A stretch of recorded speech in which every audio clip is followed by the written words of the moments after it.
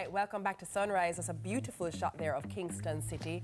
It is 6:16 on this Friday morning, and that means it's time for your morning headlines with our girl, T to the K. Me not do no more fandangles than that, T. No, no, your shoulders doing all the fandangles. Go on again. Yeah, easy fandangle. Great morning. Listen, Great camera, morning. work with me because you can see the red lipsticks. Aye. The red shoe. The red accessory. The red accessories. Listen. I feel like when you say a necklace like that, you say accessory. Accessory. Oh, yeah, okay. yeah. A neck piece. Yeah. A neck piece. Thank you so much, Jane. Red To the stylist. All right, are you ready now? Yes. Are we finished? We are ready. Look at it there. We can't bother. People, let's go to the headlines, shall we? I beg you to do. Let's go. Let's. All right, so 233 illegal firearms intercepted at port of entry. Deputy Prime Minister and Minister of National Security, Dr. Horace Chang, has confirmed that 233 illegal firearms which were being smuggled into the country were intercepted at one of the nation's ports this week. The bust included 74 rifles and 150 handguns, as well as over 40,000 rounds of ammunition. The seizure is believed to be one of the country's largest gun finds in history.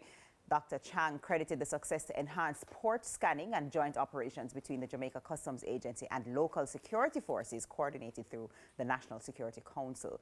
These 233 firearms could equip a company of soldiers, he warned, noting the potential for mass violence had the weapons reached the streets.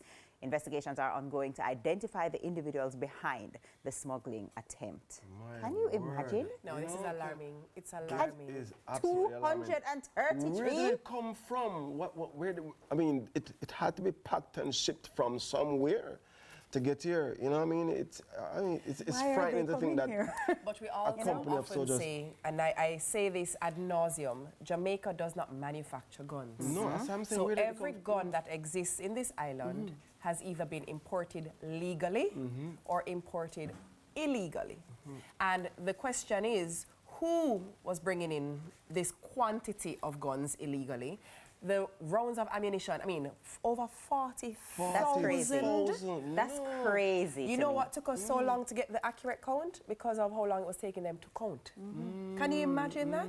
And as we said in the headline, Teeks, this is one of, if not the biggest, the biggest bust that we've had in the history of Jamaica. Yeah. It is greatly concerning, but also kudos to the authorities that be. Absolutely. Because what it says is, gone are the days where our borders are not doing what they're supposed to do. This is why border security matters. This is why certain ports of call are critically important for entry into the country. And so it means that things are in place, things are happening to make sure that this doesn't get on the streets and in the hands of people who are clearly not going to be using them to do anything but wreak havoc on the nation. I can imagine the relief of the Jamaica Customs Agency and the JCF together, those combined efforts, and happy to hear about the distress for those recipients, those intended recipients, because I mean, come on, think about it.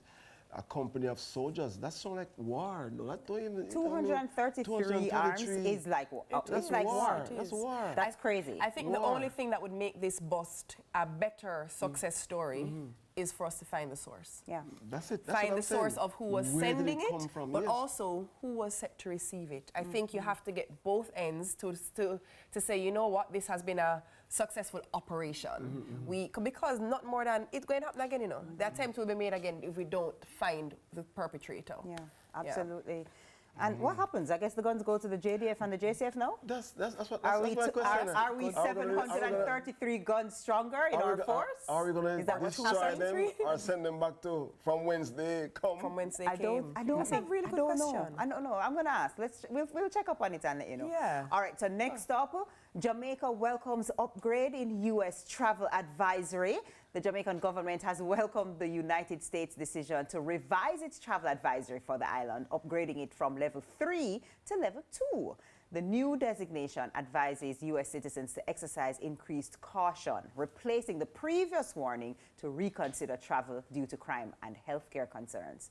Prime Minister Andrew Holness praised the update, calling it a reflection of the hard work of our security forces and government agencies. And Tourism Minister Edmund Bartlett has also commented on the advisory, stating that the change is a vote of confidence in brand Jamaica. 2 moves in the right direction. You know what I mean? Of course, you know, it could be a level 1, but I mean, you know, we're moving from 3 We just to brought 2, in 733 guns. Yeah, Left yeah, 233. Yeah. 233. So I keep saying that. Both moves in the right direction. Yeah. What's interesting is, isn't it funny when a downgrade is an upgrade, right?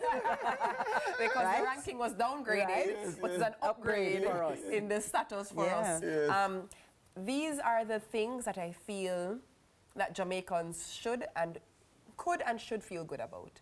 Meaning, it indicates globally what the lens of looking at Jamaica is looking like. Meaning, people associate Jamaica with criminality and being unsafe, and they're afraid. And if you travel and people say, where are you from? And you say Jamaica, they say, oh my God, aren't you afraid? You live in Kingston, oh my word. And then what it signals is, oh, wait a minute.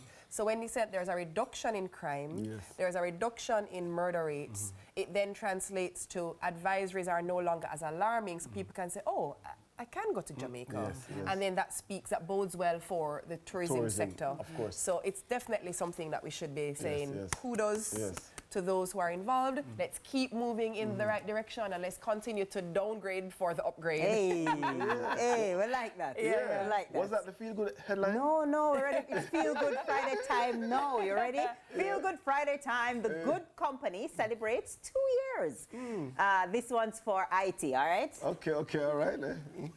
We're placing you in good company this Saturday at 5 p.m. as Good Company celebrates 2 years of bringing joy and connection to seniors.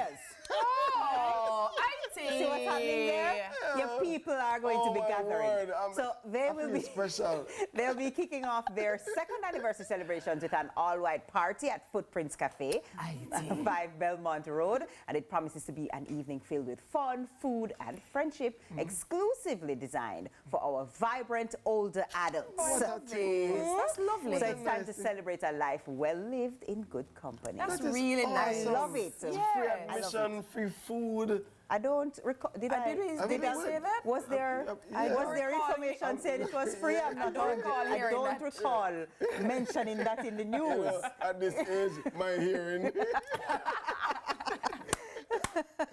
Hey, at least, well done. It's a good thing to just know yourself. But you know what I love? I love what Good Company is doing, because, you know, oftentimes our seniors have so much to offer and so much value to bring. But then, you know, we kind of almost as a society kind of push them to the side and say, go and go rest. Lie down, man. You're good, man. And they have, them still want to enjoy themselves and live and have discussions and connect and them think they're like, oh, we got to dance. They want to go and enjoy themselves too. And we often think about entertainment for children and entertaining spaces for children. But I think it's actually really cool to have a space for seniors to do their thing. Cause remember, you know, they have a lot of things in common, you know, like the music that will take them back in a nostalgic way. Yes, man, that nice bad. And when you go into the bank and the line long on a Friday, I have a special line to go in. How does it feel? Oh, my, wonderful. I can't wait to go to the sharp line. The perks, but yeah, no, and especially in a time when aging is almost looked frowned upon. It's almost like, no man, you have to try stay young, you have to try look young, or you don't see somebody in a long time and they say, Lord, she look like she'll get old. Like that's such a terrible, awful thing. And so I love that there's a community coming together to say, listen, we're all, we feel good, we're looking good, we're having fun. We're not cool. So Good Company, great work, and I'm looking forward to that. Oh, the next thing is the catamaran cruise. Good Company, that's the next one you're doing. All white catamaran cruise. So you sound like you're going to be invited. You're not eligible, you know? I'm actually looking forward. I think everyone knows by now, I'm not afraid to age. No, I'm looking forward to aging. You said it. I think aging is an honor. Like, me can't wait for hit my 3 score and 10. Of course, it's exciting. Oh. I can't. I'll never join you, but I'll soon be in the same club with you. All right, that's all the time we have for headlines. Let's nip that in the bud very quickly. After the break, we'll press play on some viral. Press play. Press play. We're going to check out some viral videos. In what? REACE. CT. Which spells what? React. Okay, good job. We'll be right back. Only took almost 2 years.